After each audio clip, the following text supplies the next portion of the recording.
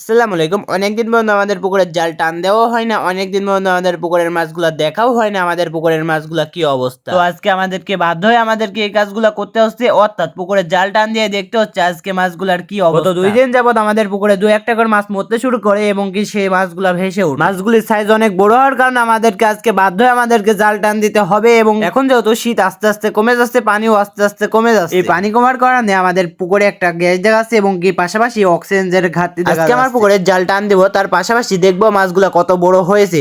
এর পাশাপাশি আমরা ময়লা আবর্জনাগুলোও কিন্তু তুলে ফেলবো, একদম পরিষ্কার করে ফেলবো যাতে আমাদের পুকুর আর নষ্ট না হয়। তো প্রথমে আমরা আংশিকভাবে পুকুরে টান দিয়েছি, কারণ একবারে ছোট্ট করে তুলে ফেলবো, কারণ প্রথমে গ্যাসগুলো উঠে যাবে এবং কি একবারে সব মাছ আমরা তুলতে পারবো না। তার জন্য প্রথমে আমরা ছোট্ট করে একটা টান দিয়েছি, যা উঠবে আলহামদুলিল্লাহ। হালকাভাবে টান দেওয়ার পরেও যে এইভাবে মাছ উঠবে আমরা ভাবতেই পারি নাই। একটা মাছ উঠেছে হাফ কেজি, 1 পোয়া কিংবা 1 কেজিও করে। আলহামদুলিল্লাহ যা উঠেছে সেগুলো আমরা টেনে টেনে তুলতে পারতেছিলাম না, দুইজন ধরে হালকা করে টান দেওয়া হয়েছে, তার জন্য সব ধরনের মাছ উঠিনি। তার জন্য রুই, এই মনোট এসবগুলো খুব কম উঠেছে। এই জায়গায় মাছ উঠেছে সব থেকে বেশি উঠেছে সিলভার, তারপরে মনো 2-1টা উঠেছে, তারপরে রুই তো উঠেই না, 2-1টা তেলাপিয়া এসবগুলা 2-1টা উঠেছে। উঠানোর পর আমাদের মূল কাজগুলো চলে গেছে। মূল কাজ মানে আমাদের যে পুকুরের গ্যাস সেগুলো হয়তো চলে গেছে, তার জন্য আমরা বাঁশগুলো সব উপরে তুলে দিচ্ছিলাম যেন পরিষ্কার একদম পরিষ্কার করে ফেলবো। আমাদের মাছ ধরা কমপ্লিট হয়ে গেছে। এরপরে আমাদেরকে মূলত করতে হবে, আমাদেরকে যে যত নোংরাগুলো আছে সবগুলো আমাদেরকে তুলে ফেলতে হবে। পুকুরে মূলত প্রচুর পরিমাণের বাঁশ দেওয়া আছে, সেই বাঁশগুলো মূলত আমাদের তুলে ফেলতে হবে। সেই বাঁশগুলো না তুললে আমাদের